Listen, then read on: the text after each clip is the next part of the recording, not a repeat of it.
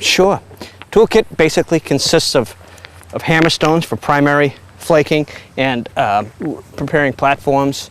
I use hammer stones for that kinds of thing. And we have moose billets of various sizes. Modern knappers tend to use a variety of copper boppers. They're forward weighted. There's just a simple copper cap on the end of a handle that accentuates the swing and velocity of your impactor, if you will. And a variety of pressure flakers, both copper tipped and moose antler tines, or white-tailed antler tines, for pressure flaking. I tend to finish my pieces with antler tines because it leaves a little bit flatter, less distinct flake scar than the copper. Another type of pressure flaker is an ishii stick. This one's made out of modern material, but a birch stick or a pine stick with just some sort of tip in it. This one's a copper tip. However, a tine in the end of this would work just as well. I'll take a series of flakes off on the platforms that are left from making that sinuous edge or taking that flat surface off.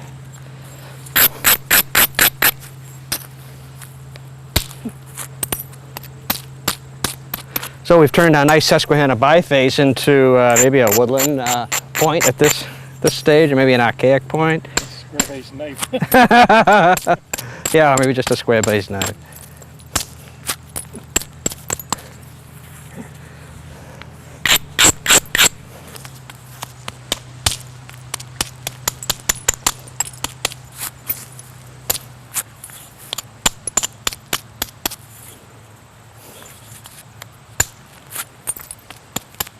It's really just a series of platforms prepared in the right places to thin the piece of material so that it's usable. It's not thick and clunky, and it'll serve the purpose of a sharp cutting tool. A thick, clunky piece of stone won't cut nearly as well as a thin piece. However, thin pieces are not anywhere near as strong as some of the thicker pieces.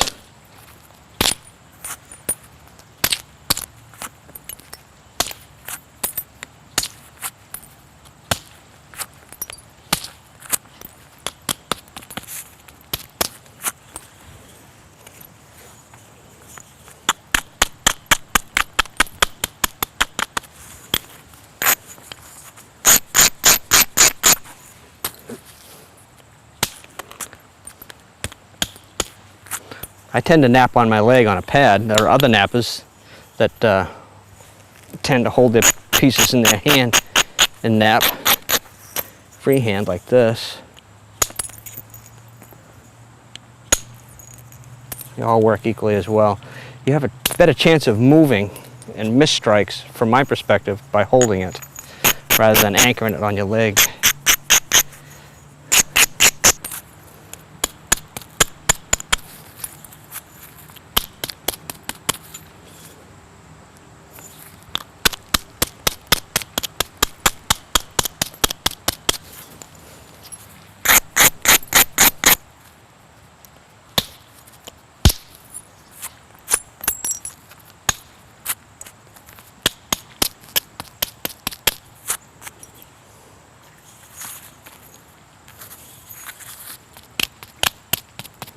Sort of just nibbling off areas to expose, to create platforms along ridges on the opposite side. Flakes will follow those ridges, and you want to prepare and place your platforms where that flake will follow the ridges on the opposite side to thin your piece. I have a little step fracture I want to remove, and there's a ridge going right along there, so I prepare the platform directly on that.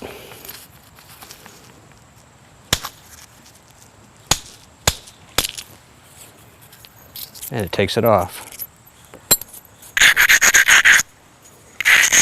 Grind this whole edge, make sort of a continuous platform, and grind the high edges. I want to go along and remove a series of pressure flakes. So I'll put some pads in my hand, hold the piece, and use the ishii stick to remove just some problem areas I don't want to keep smashing with the billet. pretty much the same method, except you use pressure to overcome the strength of the rock rather than a billet strike. It's rather a simple technique, but it's simply a matter of applying pressure to certain platforms and then rotating the piece in your hand until the angle is right, that the strength of the stone is exceeded by the pressure.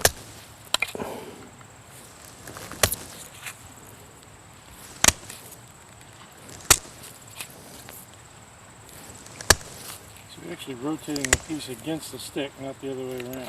Yeah, well, I'm applying pressure on the platform with the end, with the tool, and then pushing in a certain amount of pressure. And the angle has everything to do with the point at which the flake will detach. And so you apply a certain amount of pressure and then change the angle. And when the angle becomes right, perfect, then the flake will detach. And I use a combination of upper arm strength and my legs pushing together at the same time to increase pressure.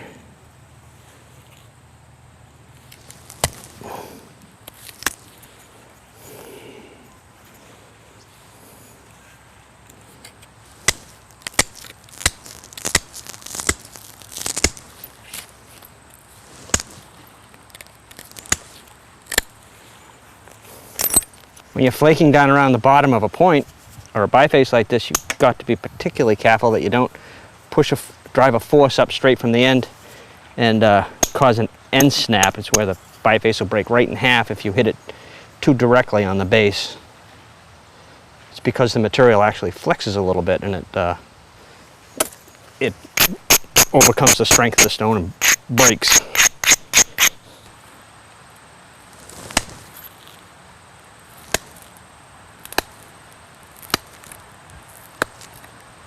I've just finished shaping this now. I can take a few high points off and the dulled edge off. Get a little bit more symmetry going and shape my tip.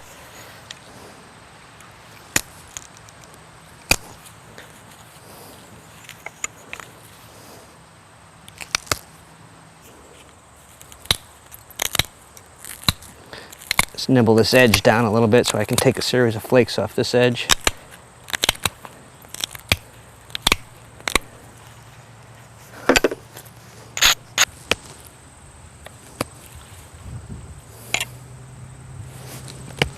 Got a particularly stout platform there that doesn't want to succumb to pressure flaking.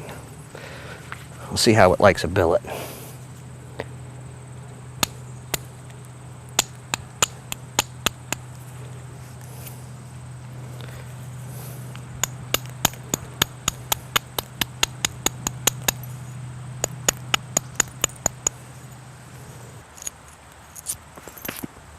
Take that little bit of thickness off there. Pressure flakes won't reach to the middle very well, but a little billet work will drive that flake in there.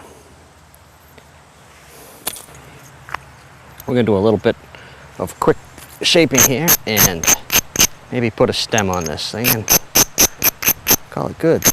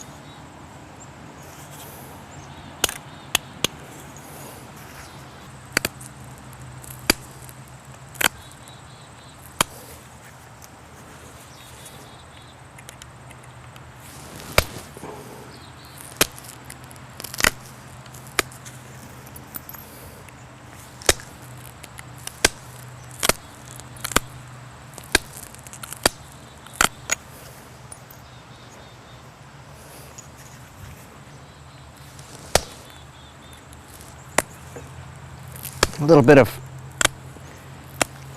of pressure flaking along the edge to sharpen it up, take all the dull spots off, shape the base a little bit, finish its symmetry, and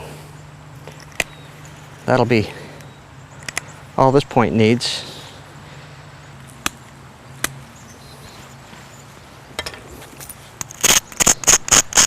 And grind the base so it won't cut through the hafting.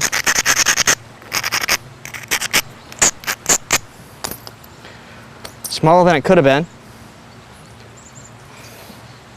and it won't win any best of show competition, but it'll do the trick. That's fantastic.